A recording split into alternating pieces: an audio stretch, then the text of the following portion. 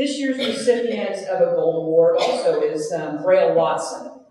Brail became worship pastor at Fellowship Hi-Crest in January 2022, where he runs Studio 104 and acts as the liaison between the church and its theater schools.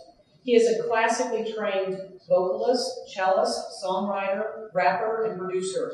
He continues to work hard toward his mantra to change the world through music by leading youth programming, performing, leading teams of volunteers, recording, and speaking. In addition to his undergraduate degree from Washburn, Brail earned a Master of Music from Berklee College of Music in Spain, where he performed with several artists and engineers in Europe.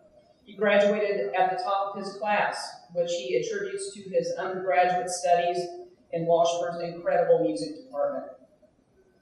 John Hunter, Washburn Professor Emeritus, said this about Brail. His creative commercial titled Topeka Proud set the theme for the Heartland Visioning movement, whose role was to stimulate and celebrate changes in our great city.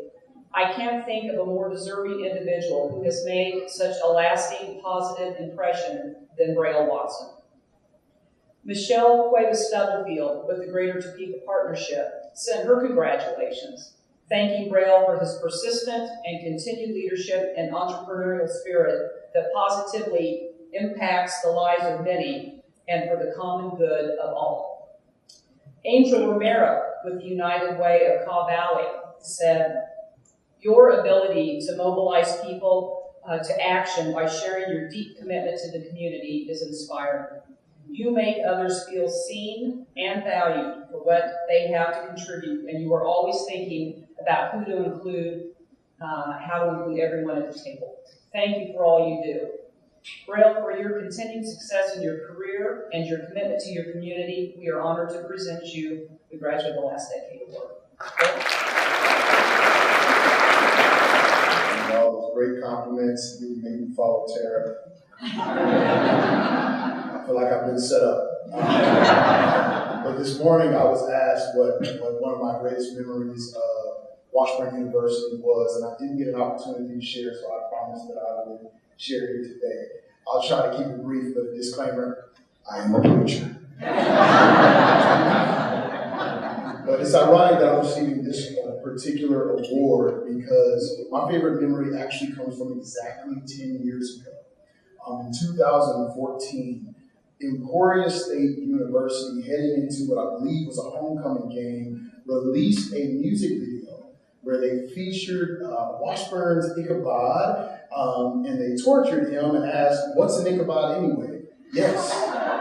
In 2014, Emporia State dropped a diss track against Washburn University. And being the artist on campus, many of my friends called me and said, "Brail, what are we going to do?" I said, "I'm going to go to class." I was like, "I don't know how we can do this." So I said, "Give me 24 hours and I'll think about it."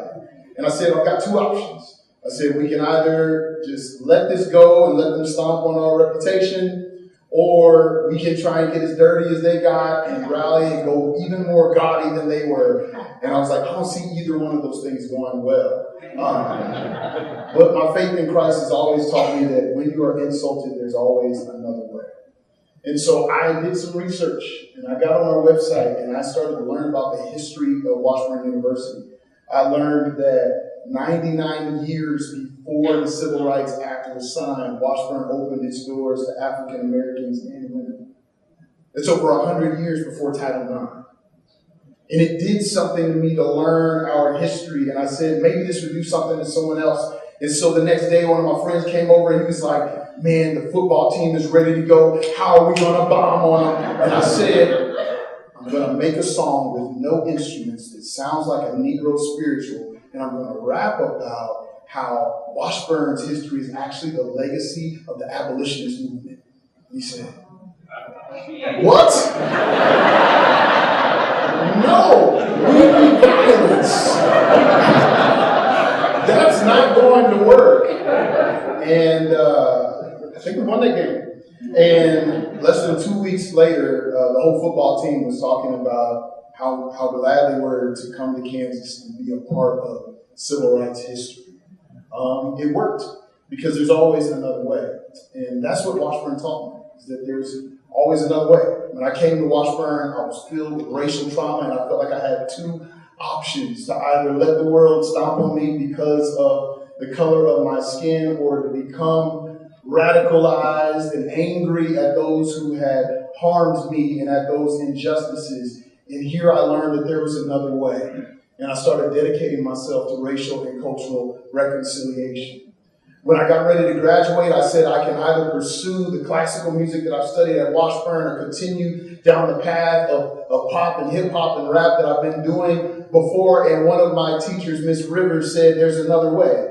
And she told me about Berklee College of Music, and I went there and I got a master's degree. I traveled the world and I came back to Topeka, and I said, what I'm going to do, I said, I'm going to find another way. I raised support and came home full-time in Fellowship Hi-Crest, and now I proudly live in the Hi-Crest community.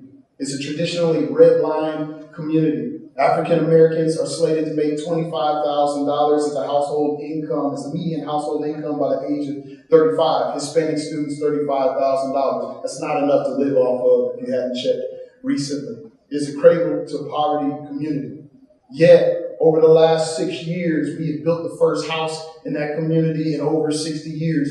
We've seen for the first time since we started rating neighborhoods in 2000 that our community has moved from being the lowest ranked of intensive care to being half at risk and half healthy. We have been showing the community that there is another way, and I learned that right here at Washburn University.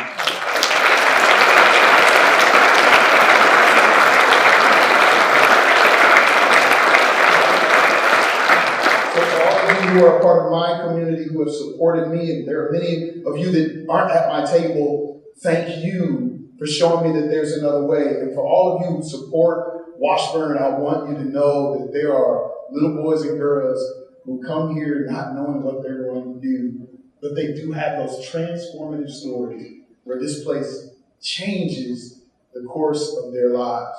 So thank you.